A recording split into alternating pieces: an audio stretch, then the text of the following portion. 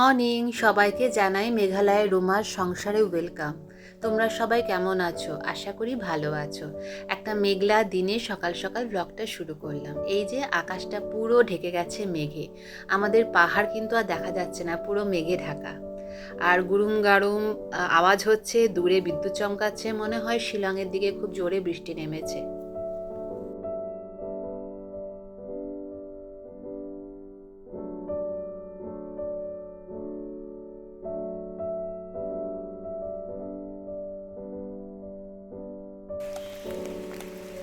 এখন যাচ্ছি কাজে, বৃষ্টি কমে গেছে, খুব জোরে বৃষ্টি পড়লো আর প্রচণ্ড বাজ পড়ছিল। বাজের জন্য একটু দেরি করলাম, কেননা বাজ পড়লে একটু ভয়ই লাগে, বেরোতে ইচ্ছা করে না। রাস্তাঘাট পুরো জল, মানে এক একটা মেঘ আসে আর একদম মুষলধারে বৃষ্টি দেয়। আবার কিছুক্ষণের জন্য আকাশ পরিষ্কার হয়ে যাবে, পরে আবার বৃষ্টি আসবে, কেননা ফোরকাস্টিংয়ে বলছে আজকে সারাদিনই বৃষ্টি হবে। কিন্তু কাজে তো যেতেই লাগবে, কাজও চলবে বৃষ্টিও চলবে, এখানে বৃষ্টির জন্য আলাদা কোনো জায়গা নেই।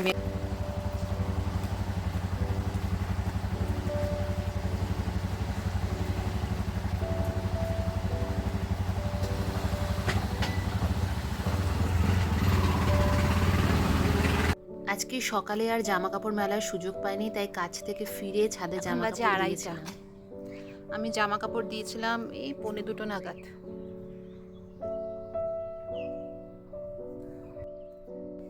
এই আধা ঘন্টার মধ্যে যা শুকিয়েছে, তবে মেশিন থাকাতে অনেকটা হেল্প হয়, অনেকটা ড্রাই হয়ে যায়। কেননা আমি যদি আরও কিছুক্ষণ রাখি ছাদে জামা কাপড় হয়তো শুকাবে, কিন্তু আমার আর ইচ্ছা করবে না ওই 1তলা থেকে 4তলায় এসে জামা কাপড় নেওয়ার। জামা কাপড় তুলবো, ঘরে গিয়ে আবার স্নান করব, কেননা মেয়ে চলে আসবে। রান্না যা হওয়ার হয়ে গেছে, সকাল সকাল করে নিয়েছি। কাজ থেকে ফিরে আর ইচ্ছা করে না রান্না করতে, কোনো রকমে ভাতটা বসাই, কিছুটা ভাত করি। খুবই অল্প পরিমাণে ভাত খাওয়া হয় আমাদের, কারণ সারাটা দিনই তো সবাই বাইরে থাকি। ওই বিকালবেলা 3:30 বা 4টের সময় সে যখন ভাত খাওয়া হয়, তখন পরিমাণে অল্প খেয়ে আমরা ঘুমিয়ে পড়ি। তারপরে আবার বিকালে উঠে শুরু হয়, বারে বারে খাওয়া হয়, কিন্তু হেভি কোনো খাওয়াটাই হয় না। রোদ উঠেছে, কিন্তু আবার বৃষ্টি আসবে। আর আজকে এসছে এই পার্সেলটা, এটা একটা নিউবর্ন বেবির ব্ল্যাঙ্কেট, পুরো কটন, খুব সুন্দর, অনেকটা ওই যে রাজস্থানি যে ব্ল্যাঙ্কেটগুলো থাকে না, নরম সফট, মানে বাচ্চাগুলো পরে বাচ্চাটা গায়ে দিয়ে খুব আরাম পাবে।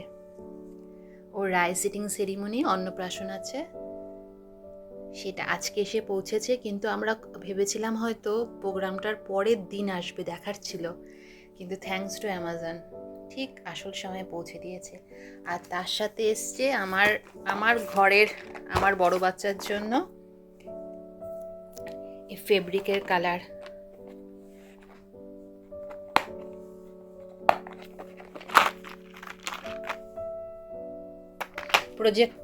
প্রজেক্টের জন্য, ওনার প্রজেক্টে অনেক লাগে কালার, তার জন্য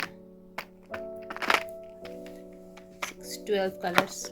দাম কত নিয়েছে আমাকে দেখতে লাগবে, আমি তো আবার পড়তেও পারবো না।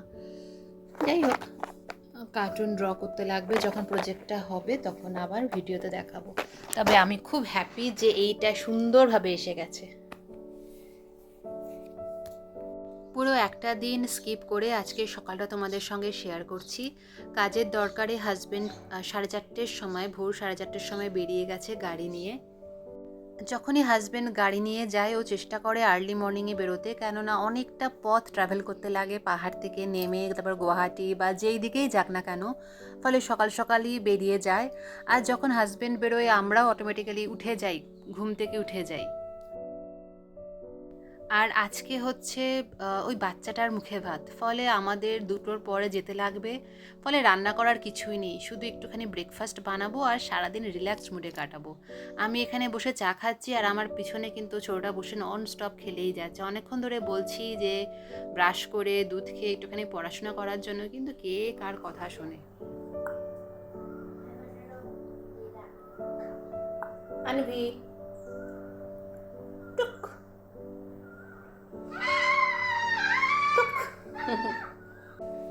বিস্কুট খাও কেন? এগুলো তো ভালো বিস্কুট মামা।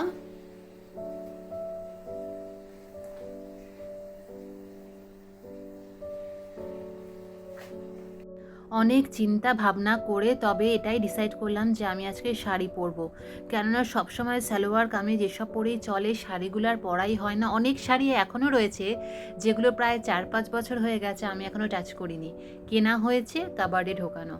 তাই ভাবলাম যখন কাছে পিঠেই যাচ্ছি একটা শাড়ি পরে যাই, একটু ভালো লাগে, একটু চেঞ্জ দরকার লাইফে, মনটাও বেশ ভালো ভালো লাগে। সুযোগ পায় না শাড়ি পরার, তার জন্য শাড়ি পরে নিয়েছি। এখানে শাড়ি জমতে থাকে, শাড়ি পরার কোনো জায়গা নেই, তাই যখনই কোনো ছোটোখাটো সুযোগ পাই শাড়ি পরে নিই। এখন যাই ঘুরে আসি, পুচকুটাকে দেখে আসি, ওর জিনিসটা দিয়ে আসি, পরে দেখা হবে। আমি আর আমার ছোটো মেয়ে আসতে পারি। খেয়ে দিয়ে আমরা ঘরে চলে এসেছি, আর অনেক ভিড় ছিল ফলে আর কোনো ভিডিও তুলতে পারিনি ওখানে। আর অন্নপ্রাশন মানেই হচ্ছে যেই বেবিটার অন্নপ্রাশন তারই বেশি কান্নাকাটি হয়। আর দেখো আমারটা ভিডিও তুলছে ক্যামেরার সামনে ওর আঙ্গুল, মানে অন্নপ্রাশনের দিন সবাই কোলে নিতে চায়, ওরা কান্নাকাটি করে, ঘর ভর্তি লোক, মাকেও পায় না ঠিকঠাক, সব মিলিয়ে ওদের খুব কষ্ট হয়। আর এই যে এসে পৌঁছেছে আমার মেয়ের একটা একটা করে সব জিনিস আসছে। একটা এসছে এক্লে,